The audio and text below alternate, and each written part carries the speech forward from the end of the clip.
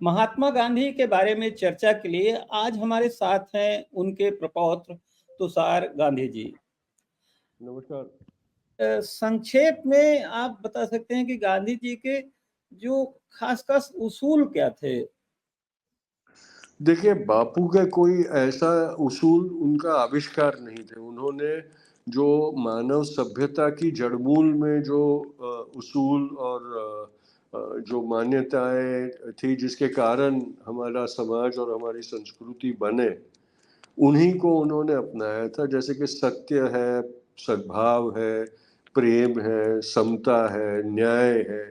ये सारी चीज़ों के कारण ही हमारे एक समाज के स्वरूप में हम उभरे और उसमें से हमारी सभ्यताएं और संस्कृति का उद्भव हुआ। तो बापू ने भी ये हमेशा कहा था कि मैंने कोई नया आविष्कार नहीं किया है, मैंने ये जो सदियों पुरानी आस्था है उसी का इस्तेमाल मैंने किया है। और ये चीज़ें जब तक सभ्यता रहेगी तब तक वो महत्वपूर्ण रहेगी, उसके बगैर सभ्यता टिक नहीं सकती। अब आप अहिंसा की बात कर लें तो जब हमें दिखता है कि हिंसा का क्या परिणाम हमें भुगतना पड़ रहा है, और हिंसा का मतलब यही नहीं है कि सिर्फ युद्ध होता है, युद्ध या मार धाड़। हिंसा वो भी होती है जो हमारे शब्दों में होती है, हमारे जो हमारा बर्ताव होता है लोगों के साथ उसमें होती है, जिस प्रकार से हम शोषण करते हैं लोगों को, वो भी हिंसा होती है।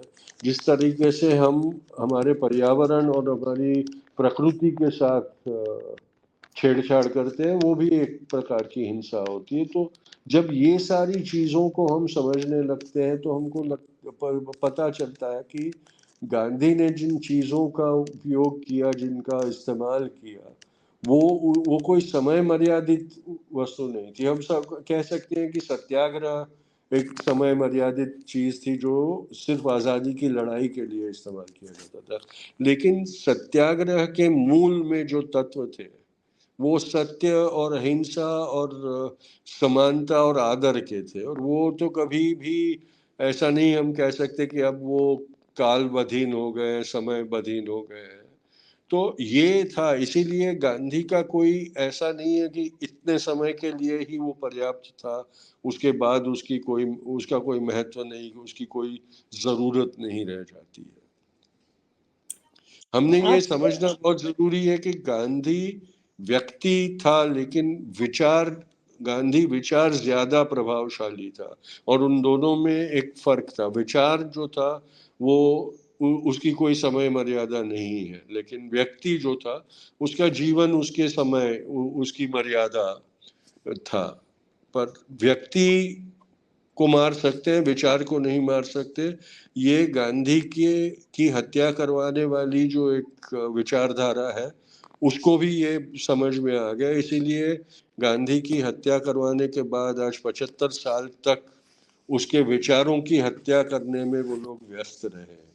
मैं समझता हूँ आपने जो गांधी जी के बताया है कि किस तरह से उन्होंने जो मानव सभ्यता है, जिन मूल्यों पर टिकी हुई है, वही उनके मुख्य विचार थे।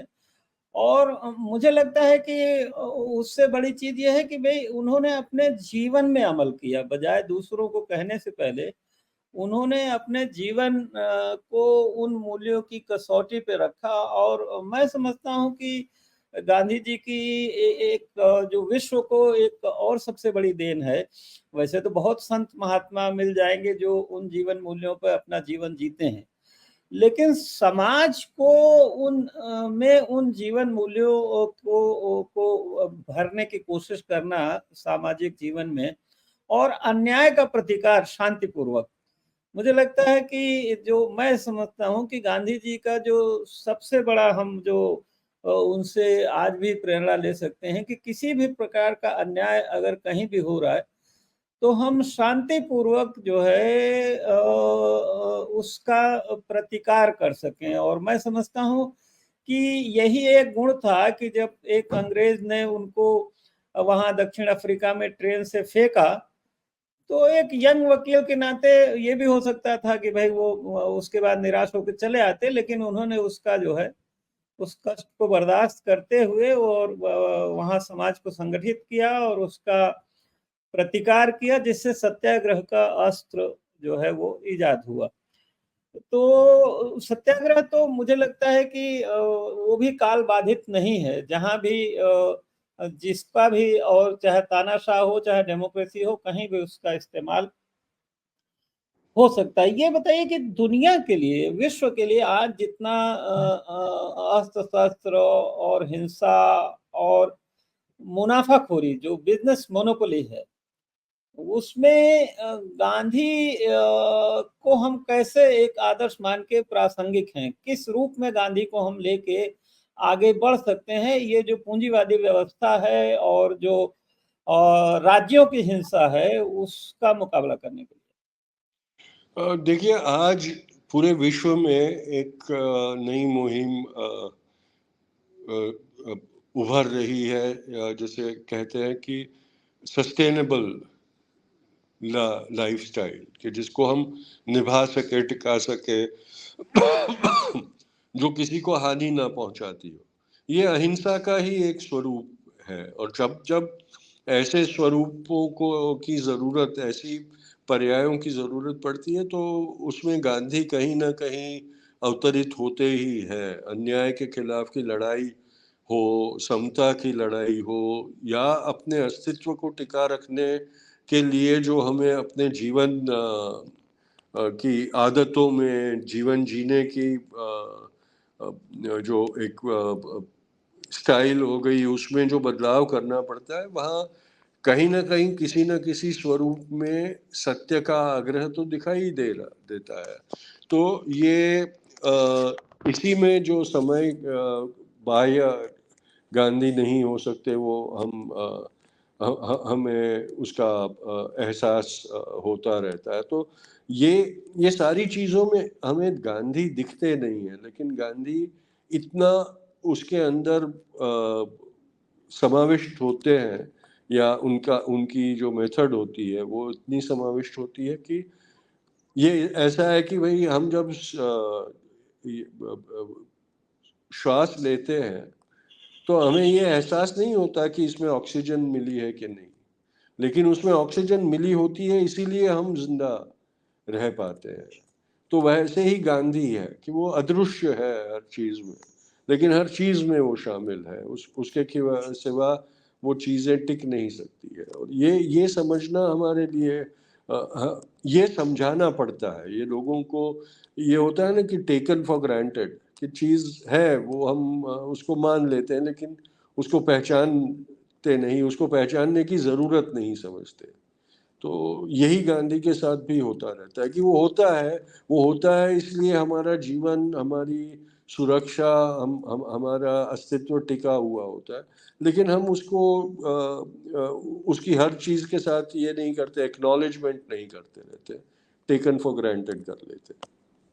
आपने जो सस्टेनेबल डेवलपमेंट की बात की, लाइफ स्टाइल की, टिकाऊ विकास, जिससे प्रकृति जो है का नुकसान न हो। आज क्लाइमेट चेंज की इतनी बात हो रही है, ये भी बात हो रही है कि दुनिया खत्म हो जाएगी जिस तरह से हम जो जीवन के पांचों तत्व हैं, मिट्टी, जल, पानी, आकाश, हवा, इस सब का जो है दोहन कर रहे हैं।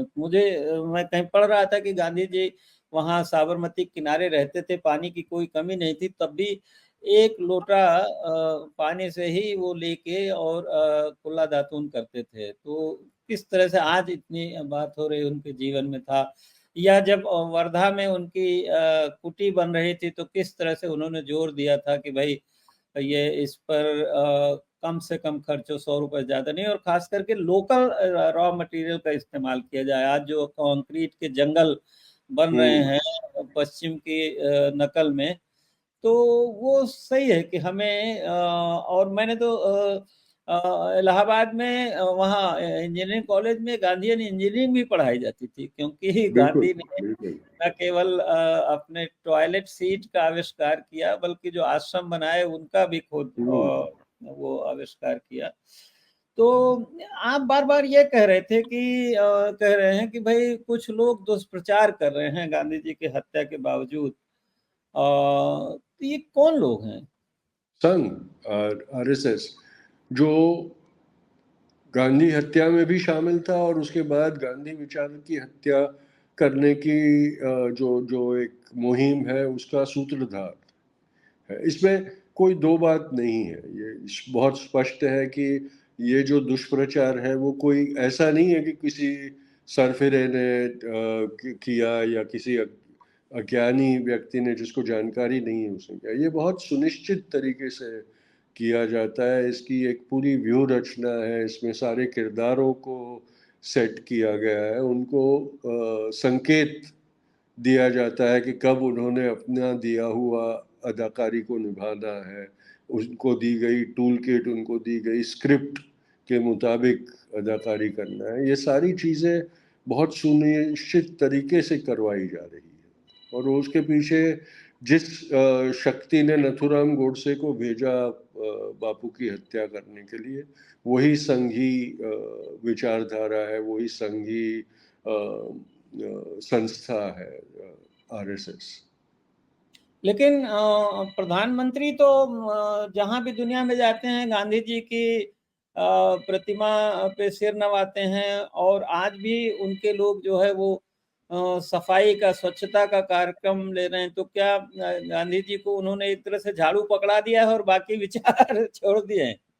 बिल्कुल, बापू ने, देखिए बापू ने भी स्वच्छता पे बहुत जोर दिया था, लेकिन बापू ने हमेशा कहा था कि पहले अपने अंदर की का मैल निकाल दो, गंदगी निकाल दो, अपनी विचारों को साफ करो, अपने आचरण में स्वच्छता लाओ, फिर बाह्य स्वच्छता के ऊपर की चिंता करो। आज जिस स्वच्छता अभियान का बापू को चेहरा बना दिया गया, या जिस स्वच्छता अभियान के लिए बापू की ऐनक का इस्तेमाल किया जा रहा है, वो सिर्फ बाह्य स्वच्छता है। इनके विचारों में जो कूड़ा करकट भरा हुआ है उसको तो साफ करने की कोशिश नहीं करती। जहाँ तक प्रधानमंत्री का सवाल है, वो उनकी बेचारे की मजबूरी है। गांधी की भक्ति का आडंबर करना उनकी मजबूरी है, वो कोई स्वेच्छा से नहीं करते हैं। जब गांधी को नमन करते होते हैं तभी भी उनके दिलों में तो गांधी के हत्यारों का ही